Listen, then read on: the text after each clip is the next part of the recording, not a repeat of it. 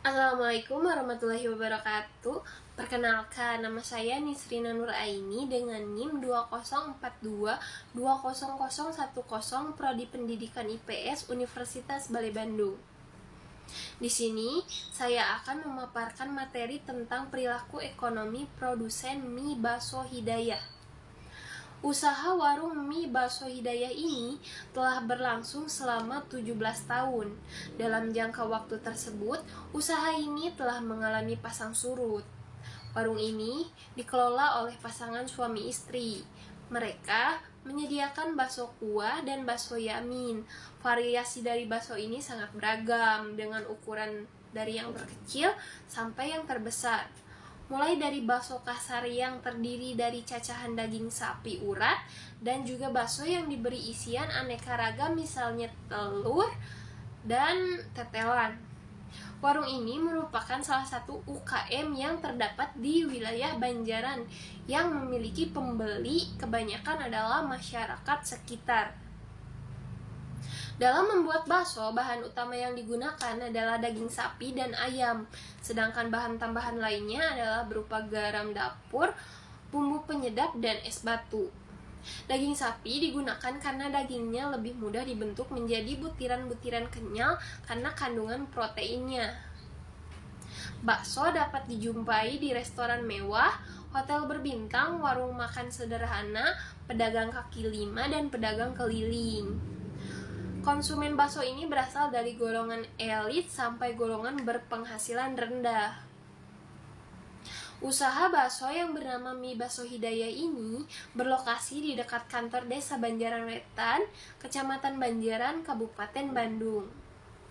Waktu operasional bakso ini yaitu dimulai pukul 10 pagi sampai jam 9 malam. Waktu ini bisa berubah-ubah dan disesuaikan dengan kondisi lingkungan dan lingkungan sekitar. Harga semangkok bakso ini bermacam-macam, berkisar dari mulai Rp5.000 sampai dengan Rp11.000. Isiannya yang komplit dan beragam untuk jenis bakso yang ditawarkan akan membuat harga bakso semakin naik. Tempat jualan mie bakso Hidayah ini di dekat keramaian.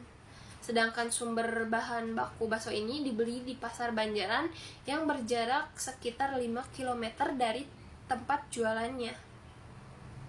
Pembelian bahan baku bakso ini dibelikan oleh suaminya sendiri dengan kendaraan sepeda motor setiap hari. Pembelian bahan baku dan proses pencampuran bumbu dibeli di Pasar Banjaran.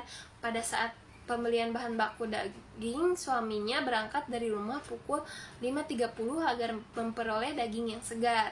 Bahan-bahan pembuatan bakso yaitu bakso daging segar, tepung tapioka, es batu, garam dapur, lada, penyedap rasa.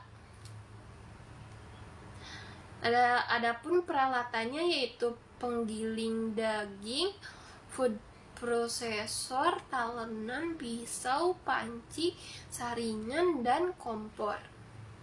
Cara pembuatannya yaitu yang pertama, daging dibuang lemak dan jaringan ikatnya, dipotong kecil-kecil, digiling dengan alat penggiling selama 0,5 menit bersama garam dan es yang sudah dihancurkan. Yang kedua, tambahkan tapioka dan merica ke dalam dan giling selama 1 menit.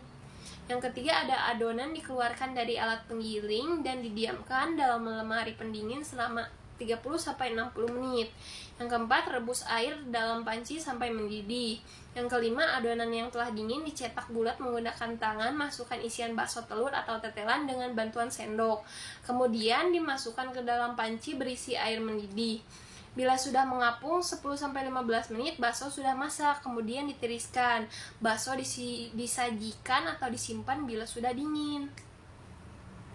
Proses penjualan dan metode penjualan mie bakso Hidayah ini yaitu dilakukan beberapa metode. Yang pertama ada menjual langsung di tempat dan konsumen bisa langsung datang untuk menikmati bakso di tempat itu.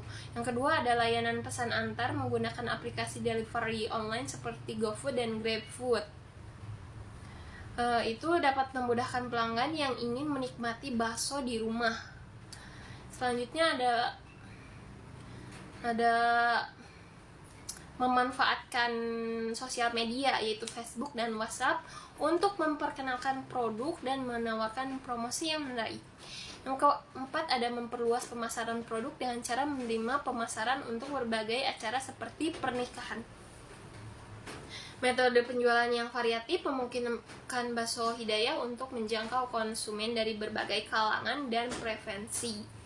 Tantangan dalam resiko usaha yaitu ada usaha bakso ini merupakan jenis usaha yang rentan terkena isu seperti menggunakan bahan baku dari daging celeng, dari tikus, menggunakan boraks dan formalin.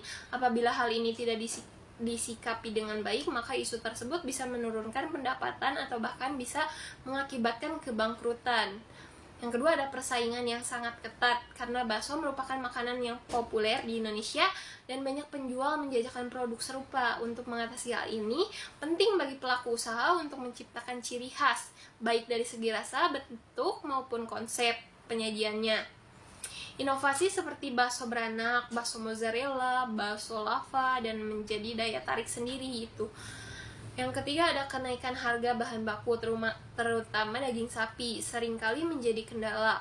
Pelaku usaha perlu mencari pemasok yang dapat memberikan harga kompetitif atau mempertimbangkan penggunaan bahan alternatif seperti daging ayam tanpa mengorbankan kualitas. Pengelola biaya produksi secara efisien juga menjadi solusi untuk menjaga margin keuntungan. Yang keempat, ada konsistensi rasa juga merupakan tantangan besar.